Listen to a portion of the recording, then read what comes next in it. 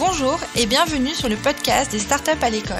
Sur ce podcast, la jeune génération s'empare du micro pour découvrir les coulisses de l'innovation, du monde des startups et de l'écosystème tech au contact d'un entrepreneur. Qu'est-ce que l'innovation et à quoi sert-elle ? Comment l'intelligence artificielle peut-elle répondre aux grands enjeux dans le domaine de la santé ? Quels sont les métiers de demain qui me tendront les bras ?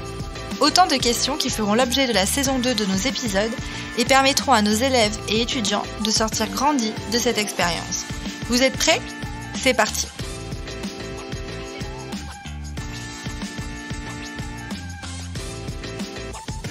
Chers auditeurs, chères auditrices, bonjour à tous. Aujourd'hui, nous sommes des milliers de jeunes étudiants à pratiquer régulièrement les mathématiques, que ce soit au travers des sciences physiques et chimiques, les sciences ingénieures et numériques ou toute autre spécialité se rapprochant du domaine scientifique. Et nous sommes tous posés cette question à un moment donné, dans quel domaine aurais-je l'occasion d'appliquer cet enseignement ? C'est ce à quoi nous allons essayer de répondre aujourd'hui avec Alexis. Bonjour. Mathieu. Bonjour à tous. Et moi-même, Victor, tous les trois étudiants en terminale STI2D, spécialité architecture et construction. Afin de nous aiguiller dans nos questionnements, nous sommes accompagnés de monsieur Adrien Rossi. Bonjour monsieur Rossi. Bonjour à toutes et à tous, je m'appelle Adrien Rossi, je travaille à l'Institut Henri Poincaré. C'est un institut de recherche en mathématiques et en physique qui est situé à Paris et qui a comme projet d'ouvrir un musée de mathématiques qui ouvrira début 2023. Moi je travaille sur ce projet comme chargé de médiation scientifique. Alors la médiation scientifique, je ne sais pas si vous avez déjà entendu ce mot. Pour ma part non. Alors c'est pas très connu, mais vous avez peut-être déjà plutôt entendu parler de vulgarisation scientifique, j'imagine. Bien sûr. C'est un peu la même chose, c'est une manière peut-être plus savante de le dire. En tout cas l'idée c'est de transmettre les sciences à tous les publics, à des publics non spécialistes et donc de l'ouvrir vers l'ensemble de la société. Ça fait partie des missions des universités et donc pour l'Institut Henri Poincaré, ça s'inscrit dans notre projet de musée. Très bien, je vous remercie. Alors aujourd'hui nous souhaitions développer avec vous deux axes principaux, à savoir les mathématiques et les algorithmes, comment ont-ils été développés et quelles sont les facilités qu'ils nous apportent, puis les mathématiques et les innovations. Par quels moyens et quels acteurs les mathématiques nous ont-ils permis de créer, d'améliorer ou de produire de nouvelles solutions ? Je laisse la parole à Mathieu pour nous aider à développer cette première partie sur les mathématiques et leur rapport aux algorithmes. Nous savons que nous vivons dans un monde où les mathématiques prédominent, que ce soit des mathématiques très poussées ou simplement donner le bon montant à la caissière pour acheter une baguette. Dans ce domaine, un institut s'impose. C'est l'Institut Henri Poincaré que nous avons l'honneur d'avoir invité. Il est mondialement reconnu et de vraies avancées y sont faites. Pouvez-vous nous donner quelques exemples de ces avancées ? Pouvez-vous aussi nous donner quelques noms de mathématiciens connus qui ont travaillé dans votre institut, mais aussi la volonté et le message que vous voulez faire passer, d'autant plus que nous sommes dans un pays où les résultats scolaires s'affaiblissent. Alors, il y a beaucoup d'éléments de votre question. Je vais d'abord répondre sur la dernière partie. Il y a effectivement un vrai enjeu, quasiment politique, en ce moment en France, en lien avec la campagne présidentielle des élections 2022. C'est un enjeu qui a ressurgi subitement à propos de l'enseignement des mathématiques en école primaire, au collège et au lycée. Alors, effectivement, il y a une sorte de paradoxe, de déséquilibre entre la renommée des chercheuses et des chercheurs français qui s'expriment dans de grands prix internationaux comme les médailles Fields, donc c'est un peu l'équivalent du prix Nobel pour les maths, et donc dans ces grands prix, les mathématiciens et mathématiciennes français et françaises brillent. Pourtant, les enquêtes internationales à propos de l'enseignement des mathématiques en école primaire notamment on montre plutôt la difficulté des élèves en France en mathématiques. Alors, tout d'abord, je dis que c'est quand même aussi des données, des chiffres à prendre avec des pincettes parce que c'est pas forcément évident d'évaluer le niveau en mathématiques des élèves à une échelle globale. Et donc, c'est aussi des enquêtes qui font polémique, dont les méthodologies sont parfois aussi contestées. Donc, je ne veux pas forcément rentrer dans ces détails. Mais en tout cas, c'est un enjeu actuel, comme je disais, donc politique, avec notamment au lycée. Donc, les mathématiques ne sont plus obligatoires pour tous les élèves à partir de la classe de première. C'est un choix de spécialité. Et il y a eu une proposition de la part du même gouvernement qui a décidé d'enlever les mathématiques obligatoires, de maintenant les remettre. Donc il y a des associations, des sociétés de chercheurs et de chercheuses qui avaient alerté sur le fait que les mathématiques manquaient au lycée, qui donc maintenant appellent à les remettre et à les remettre dans des bonnes conditions. Ensuite, donc si je reprends la question donc à propos de l'Institut Henri Poincaré et de la place de la recherche à l'Institut Henri Poincaré depuis 1928, donc c'est un L'Institut Henri Poincaré a été créé par un mathématicien français qui s'appelle Émile Borel, et sa mission depuis le départ, c'est surtout d'accueillir des chercheuses et des chercheurs de manière temporaire, en résidence d'une certaine manière. Donc le fonctionnement actuellement, c'est sur un système de trimestre, c'est-à-dire tous les 3 mois il y a une thématique, et les chercheuses et chercheurs du monde entier qui travaillent sur cette thématique ils peuvent venir en tout cas à l'Institut Henri Poincaré. Ils ont des bureaux mis à disposition, il y a des conférences, des cours, des écoles doctorales pendant ces 3 mois. Et du coup, ça permet de faire avancer la recherche sur cette thématique et de créer des liens entre des communautés de chercheuses et de chercheurs, notamment de différents pays. En ce moment-là, en début 2022, il y a un programme de recherche sur les liens, pour donner un exemple, entre mathématiques et biologie. Votre camarade avait cité les liens entre les mathématiques et la physique, la chimie, l'informatique, qui sont évidemment très forts, mais la biologie aussi, depuis une vingtaine d'années, est un champ d'application des mathématiques qui prend de plus en plus de place, qui est devenu très important. Et donc, l'Institut Henri Poincaré a choisi de s'emparer de cette thématique. Très bien, merci. Et pouvez-vous nous donner quelques noms de mathématiciens qui ont travaillé dans votre institut ? Alors, d'abord, je vais vous poser la question dans l'autre sens, pour vous 3. Si je vous demande de citer un mathématicien français vivant actuellement, qui est-ce que vous citez ? Cédric Villani. Ok, oui, donc Cédric Villani. Est-ce que vous en connaissez un autre ou une autre ? Non, alors c'est normal que vous ne connaissiez pas forcément d'autres. Je pense que si on pose la question à quelqu'un au hasard dans la rue, disons que c'est 99% des personnes qui effectivement connaîtront au mieux un mathématicien. Donc en l'occurrence Cédric Villani. Alors lui, donc il a été, c'est un bon exemple vu qu'il a été directeur de l'Institut Henri Poincaré de 2009 à 2017. Il est également connu parce qu'il a eu une carrière politique et il a d'ailleurs quitté la direction de l'Institut Henri Poincaré lorsqu'il est devenu député. La directrice actuelle de l'Institut Henri Poincaré s'appelle Sylvie Benzoni, elle est chercheuse à l'Université de Lyon. C'est elle qui a pris la suite de Cédric Villani et donc qui maintenant porte le projet de Maison Poincaré, ce fameux musée de mathématiques qui va ouvrir dans à peu près 1 an à Paris, juste à côté du bâtiment actuel de l'Institut. Ensuite, si je reviens sur les personnalités historiques, l'IHP a toujours eu plutôt une fonction d'accueil de chercheuses et de chercheurs en mathématiques et en physique, donc du coup, on n'a pas... Si je cherchais d'autres noms, alors je parlais d'Émile Borel tout à l'heure, le fondateur de l'Institut, mais on peut... En fait, je vais à nouveau vous retourner la question. Si je vous demandais de me citer un homme et une femme, chercheuse, chercheur, très connus en mathématiques et en physique, qu'est-ce que vous me diriez ? Tout le monde dirait Marie Curie, je pense. Effectivement, pour une femme scientifique, on pense en premier à Marie Curie, et pour un homme scientifique, je pense que l'un des premiers noms qui sortira, c'est Albert Einstein. Alors ce sont 2 bons exemples, vu qu'Albert Einstein est passé à l'Institut Poincaré lorsqu'il travaillait encore en Europe dans les années 30. Il a été l'un des nombreux chercheurs, chercheuses accueillis à l'IHP à ce moment-là. Pour Marie Curie, alors j'ai pas de preuves en photo qu'elle soit forcément rentrée à l'Institut Henri Poincaré, mais bon, comme elle travaillait dans le bâtiment à côté, là où il y a actuellement l'Institut Curie, ça permet de dire que c'est quand même ces 2 grands noms de la science du début du XXe siècle sont associés directement ou indirectement au campus et à l'Institut. Mais notre but à l'Institut Henri Poincaré, c'est aussi de montrer d'autres personnes, d'autres parcours de scientifiques et de faire en sorte qu'on puisse aussi parler de personnes qui sont moins connues que ces grands noms de la science qui, en plus, en majorité, sont des hommes. Très bien, merci. Nous allons nous intéresser à présent à un des domaines des mathématiques qui est l'algorithme. Nous pouvons citer un grand nom d'une personnalité dans ce domaine qui est Monsieur Al-Khwarizmi, d'où le nom algorithme.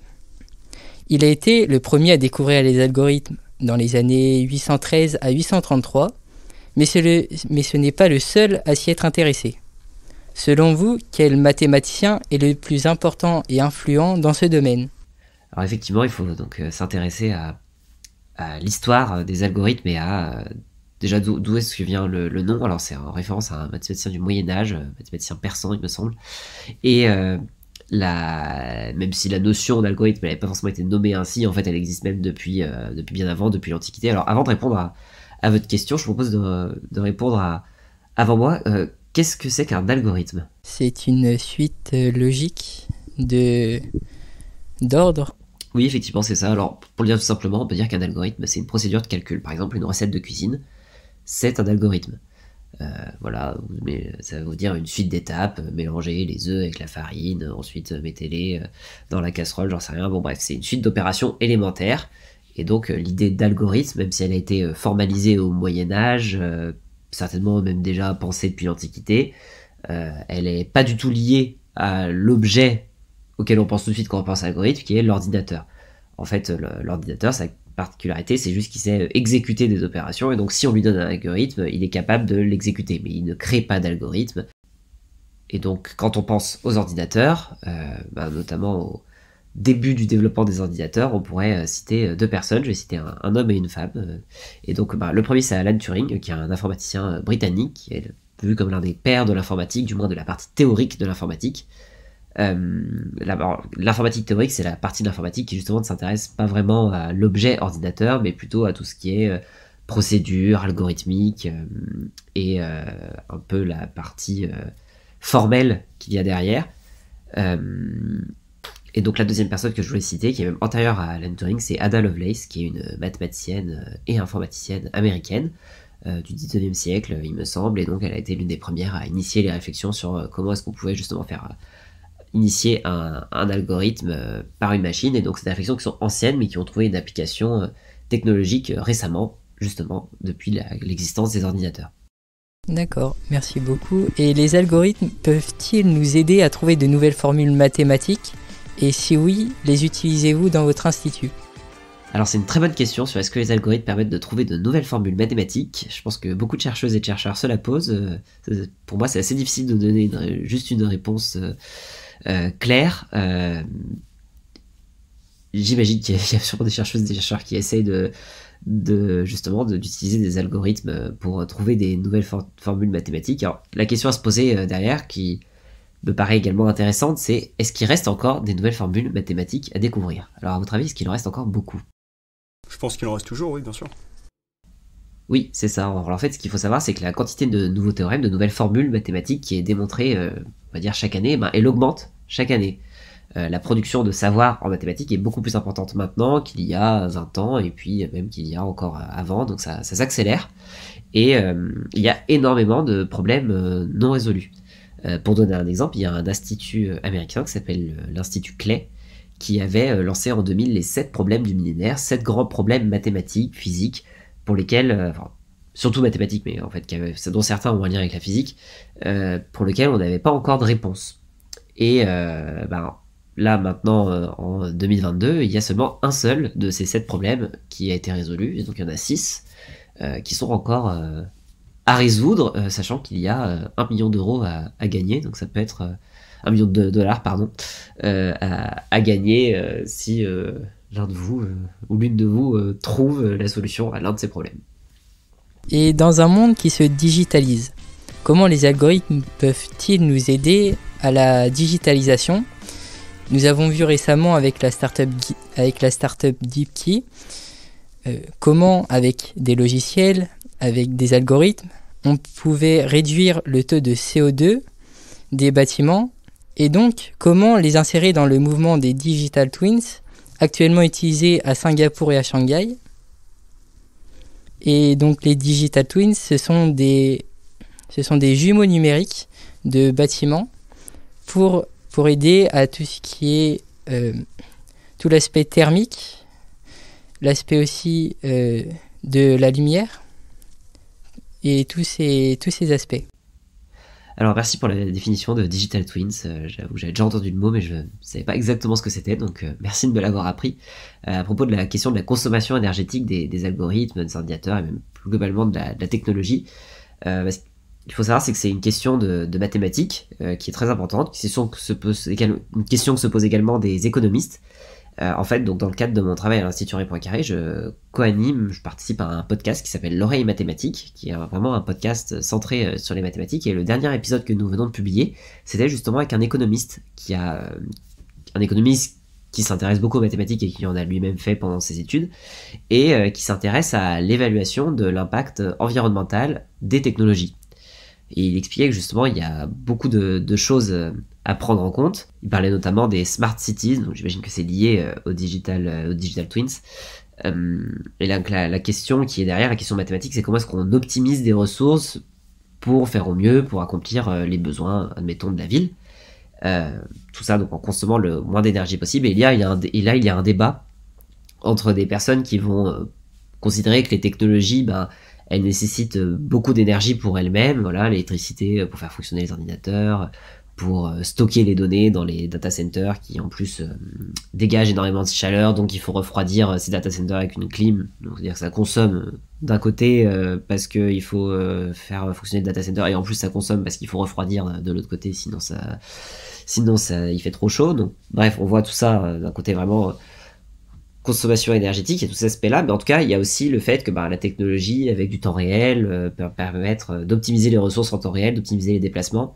Très bien, merci. Alors j'en profite juste pour vous poser une question. Vous me disiez donc que le principe des algorithmes existait depuis l'Antiquité. Comment faisait-on, par quels moyens pouvait-on les mettre en application donc à cette époque, sachant qu'on n'avait pas tous les outils numériques d'aujourd'hui? C'est une excellente question. Alors, sur l'Antiquité, il me semble que ce qui s'est passé, c'est qu'on a retrouvé en fait des gravures, même des écrits, justement, qui sont un peu des listes d'opérations, comme une recette de cuisine. Pas forcément pour faire de la cuisine, mais peut-être des règles pour des choses, notamment, je pense, pour l'agriculture. Et après, les calculs qu'il y avait dans ces algorithmes, ils pouvaient être faits à la main à côté, c'était juste lent. Et l'ordinateur, ce qu'il apporte maintenant, c'est juste une capacité à faire beaucoup de calculs très rapidement. Donc je laisse Alexis prendre le relais pour notre partie mathématiques et innovation. Merci Victor. Je suis dans une filière où l'architecture et les mathématiques prennent une place très importante. Donc mon attrait pour ces disciplines s'accroît avec le temps, guidé par mes recherches et les travaux que mes enseignants me proposent. Donc ces derniers mettent en avant le lien entre les mathématiques, l'innovation et l'architecture. En pratique, nous avons pu étudier à la suite d'une visite de la tour Saint-Gobain, inaugurée en 2021, une forme géométrique peu utilisée dans l'architecture, le rhomboèdre. Cette forme géométrique, située au sommet de la tour, représente la tête d'un homme et est constituée de 6 faces en forme de losange. Cette tour est exactement un exemple parfait liant les mathématiques et la structure, les mathématiques et l'esthétique, les mathématiques et l'innovation thermique. Ces principes mathématiques et géométriques ont été étudiés, approfondis et découverts par des mathématiciens et physiciens talentueux. Parmi ceux-là, 2 femmes s'imposent, Émile Noether et Mariam Mirzakhani. Elles sont de 2 siècles différents. Émile Noether est née en 1882, Mariam Mirzakhani en 1977. Toutes deux étaient passionnées par les mathématiques avec un attrait un peu plus prononcé pour la physique théorique du côté d'Émile Noether. D'autres grandes figures des mathématiques sont Alan Turing avec la fondation de l'informatique et le déchiffrage de la machine Enigma en 1932 et Srinivasa Ramanujan qui est autodidacte. Il apprend les mathématiques à travers des ouvrages en s'intéressant davantage à la théorie des nombres, aux fractions continues et aux séries divergentes dans les années 1910. Avec ce que nous savons sur ces personnalités, pouvez-vous nous dire ce qu'elles ont en lien par rapport à votre institut et les recherches qui y sont liées? Oui, donc ça tombe très bien parce qu'évidemment c'est 4 personnalités des mathématiques, mais pas seulement que des mathématiques, d'ailleurs aussi de l'informatique et de la physique que vous venez de citer. Donc c'est quasiment les 4 seules personnalités historiques qui seront présentées donc, dans ce futur musée qui va être ouvert par l'Institut Henri Poincaré en janvier 2023. Si on a choisi ces 4 personnes, c'est parce qu'elles ont à la fois un apport très important sur les sciences et aussi des parcours de vie très, j'ai envie de dire, romanesques, vraiment liés aux grandes étapes de l'histoire. Et c'est pas un hasard d'ailleurs, parce que sur 3 des 4, il y a déjà eu des films qui ont été réalisés. Donc, c'est L'homme qui défiait l'infini sur l'histoire de Ramanujan. C'est un film qui est sorti en 2015. Par rapport à Alan Turing, il y a le film là il y en a eu plein, mais un qui est sorti assez récemment, c'est The Imitation Game, justement à propos du déchiffrage de la machine Enigma pendant la Seconde Guerre mondiale. Et plus récemment, il y a un film à propos de Mariam Mirzakhani qui est sorti, qui s'appelle Secrets of the Surface. Je connais pas de film sur Émile Noether, donc peut-être que là aussi c'est pour les prochains défis des gens qui sont dans le cinéma, peut-être faire un film sur cette personne. Si on a choisi aussi ces 4 personnes, c'est aussi, et là c'est quelque chose de très important pour notre musée, mais globalement pour tout ce qu'on fait en mathématiques dans notre institut, c'est de présenter autant d'hommes que de femmes à partir du moment où on présente des personnes, parce que comme je le disais d'ailleurs au tout début, et on en parlait par rapport à tous les enjeux sur l'enseignement des mathématiques, la part de femmes qui font des mathématiques, elle est faible, elle augmente pas tant que ça, on pourrait se dire que ça progresse avec les années, et en fait c'est même pas vrai. Il n'y a pas beaucoup plus de femmes chercheuses en mathématiques maintenant qu'il y a 20 ans, qu'il y a 40 ans, et en informatique non plus. Et donc, pour attirer les jeunes, les élèves de collège, de lycée à faire des mathématiques, et notamment les jeunes filles à pouvoir se lancer dans des carrières en mathématiques, dans des études en mathématiques, il nous a semblé super important de présenter autant de personnages féminins que masculins. Donc il y a ces 4 personnalités historiques. Et on aura aussi une mosaïque avec 16 personnes actuelles qui travaillent, qui sont en activité en ce moment en mathématiques ou dans des domaines proches des mathématiques. Je vais pas vous dire les noms, parce qu'on veut quand même garder un peu de mystère avant l'ouverture de la maison Poincaré. Et ces 16 personnes, elles représentent un peu une diversité de métiers, de parcours, d'engagement aussi au-delà des sciences, pour montrer toute la variété de possibles qu'il y a pour des jeunes qui se lancent en mathématiques maintenant. Alan Turing et Srinivasan Ramanujan ont un point en commun. Ils ont tous les deux appris les mathématiques seuls. Srinivasan Ramanujan à travers des livres. Il a reçu son premier livre sur les mathématiques à l'âge de 16 ans, ce qui fera naître en lui une passion profonde. Quant à Alan Turing, il a dû apprendre à utiliser la machine qu'il a créée, aussi appelée machine de Turing. Quelles sont leurs implications dans la création de l'évolution des algorithmes ? Alors, donc, par rapport à Ramanujan, je ne sais pas trop s'il a eu un lien sur les algorithmes. Il a cherché en théorie des nombres. Donc la théorie des nombres, c'est un domaine qui est assez abstrait en mathématiques et qui part de tout ce qui est arithmétique, donc vraiment tout ce qui est lié au nombre. Un exemple typique de recherche qui se fait dans ce domaine et qui est très importante et toujours maintenant, qui est toujours une recherche actuelle, c'est sur les nombres premiers. Vous voyez est-ce que vous voyez ce que sont les nombres premiers ? Tout à fait, des nombres divisibles par eux-mêmes et par 1. Ouais, c'est tout à fait ça. Et donc, la répartition de ces nombres premiers, elle pose beaucoup de questions aux mathématiciens et en fait, elle est reliée à beaucoup d'autres domaines des mathématiques. Donc ça, c'est typiquement le genre de questions que se posent les chercheurs et les chercheuses en théorie des nombres. Je ne saurais pas si Ramanujan a travaillé en particulier sur ce domaine-là, mais en tout cas sur des choses qui doivent être assez proches. Alan Turing, lui, donc, par rapport aux algorithmes et à l'informatique, il est vraiment l'un des... alors, ça doit être quand même loin d'être le premier chercheur, mais en tout cas l'un des chercheurs les plus importants à travailler de manière la plus importante sur ce sujet. Juste avant la Seconde Guerre mondiale et pendant la Seconde Guerre mondiale. Il est un peu vu comme l'un des fondateurs de l'informatique théorique. La machine de Turing, ça c'est un très bon exemple justement pour un peu comprendre les questions qui se posaient. En fait, il faisait des expériences de pensée plus que réellement il construisait des machines. Et en fait, la machine de Turing, c'est pas un objet concret, physique, c'est une expérience de pensée, c'est-à-dire il imaginait comment pourrait fonctionner une machine qu'il a appelée la machine de Turing. Mais cette machine, elle n'existe pas réellement. Et en fait, la question qui s'est posée avec cette machine de Turing, c'était de savoir si un algorithme allait toujours donner une décision. C'est ce qu'on appelle la décidabilité. C'est un terme un peu barbare, ou la calculabilité, parfois on dit. Et en fait, la question qui se posait, c'est, je lance un algorithme sur une machine. Est-ce que la machine va me donner la bonne réponse, ou est-ce qu'elle va me donner la mauvaise réponse, ou est-ce qu'il n'y a pas une troisième solution qui est en fait juste que la machine elle tourne à l'infini et qu'elle soit incapable de répondre. Et justement lui c'est pour ça que c'est de l'informatique théorique, c'est-à-dire les ordinateurs n'existaient pas à l'époque, il n'avait pas les ordinateurs à disposition pour tester, donc du coup il faisait ça un peu avec son raisonnement essentiellement, et puis un tableau noir, un grand tableau noir et une craie, on peut imaginer, comme beaucoup de mathématiciens qui travaillent sur les tableaux noirs, et il se posait des questions théoriques en lien avec l'informatique. Et pendant la Seconde Guerre mondiale, il a participé justement au décodage de la machine Enigma, donc qui était le code qui était utilisé par les Allemands pour s'envoyer des informations de matière secrète. Il est décédé une dizaine d'années après. Il est décédé en 1954 ou 1956. Ce qu'il faut savoir aussi, et c'est aussi pour ça que lui, il a quand même c'est l'une des raisons pour avoir choisi cette personnalité pour le musée, et je vous disais qu'il avait une destinée plutôt romanesque, c'est que, bon, déjà, il y a le lien avec la guerre, mais derrière, en fait, il a été condamné par la justice britannique à cause de son homosexualité. Donc, il a été condamné à un traitement hormonal, une castration chimique, je crois. Et en fait, bon, comme on peut s'en douter, ça a eu des répercussions dramatiques sur sa santé mentale, et il s'est suicidé quelques années après. Et en fait, pendant très longtemps, il a été complètement effacé de l'histoire britannique et de l'histoire des sciences.